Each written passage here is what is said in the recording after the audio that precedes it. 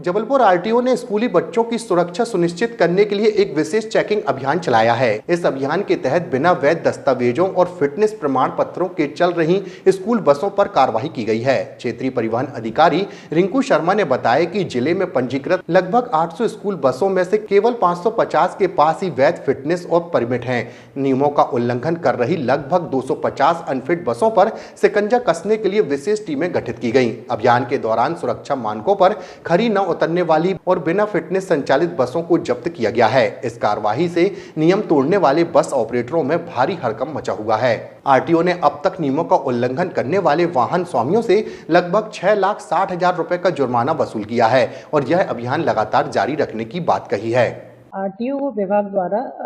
जो जबलपुर आरटीओ विभाग द्वारा अभी तक यात्री बसों पे और स्कूल बसों पे नियमित रूप से कार्रवाई की जा रही है। जबलपुर में जब से मैं आई हूँ तो मैंने उसमें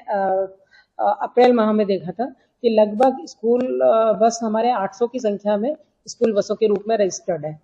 जो 15 साल पुरानी मतलब 1 जनवरी 2011 से रजिस्टर्ड बसों की संख्या है। और इसमें से जब पोर्टल पर देखा गया तो केवल 550 बसें फिटनेस और उनके परमिट थे, बाकी कम से कम 200-250 की संख्या में गाड़ियों की फिटनेस नहीं थी।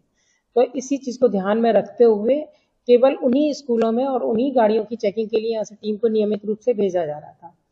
नियमित रूप से कार्रवाई की जा रही है, जिसका ये परिणाम है कि जितनी भी गाड़ियाँ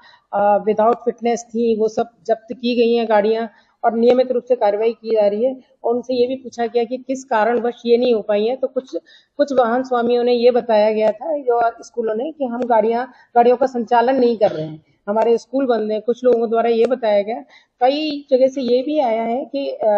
वीएलटीडी की वजह से परेशानियां आ रही हैं तो वो फिटनेस नहीं करा पाए हैं, और उन लोगों ने आवेदन कर रहे हैं, लगातार फिटनेस होती जा रही है।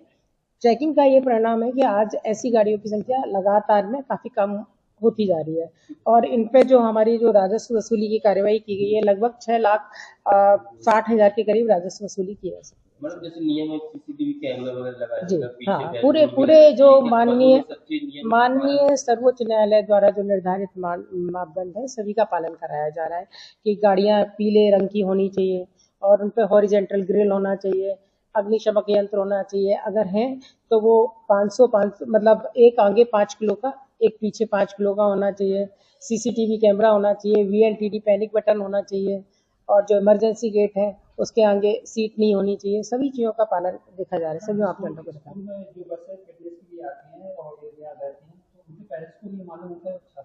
चाहे तो मालूम कर सकते हैं, गाड़ी का नंबर डाल के एम परिवहन पोर्टल अपने एक ऐप है तो अपने में डाल सकते हैं, अपने मोबाइल में, और देख सकते हैं किसी भी गाड़ी के बारे में कि गाड़ी की फिटनेस है या नहीं है, या फिर जो भी चालक है स्कूल में और उसका ड्राइवर है उससे ले सकते हैं उसके डॉक्यूमेंट कि हमारे बच्चे जिस गाड़ी में जा रहे हैं उसके डॉक्यूमेंट वैलिड है या नहीं है।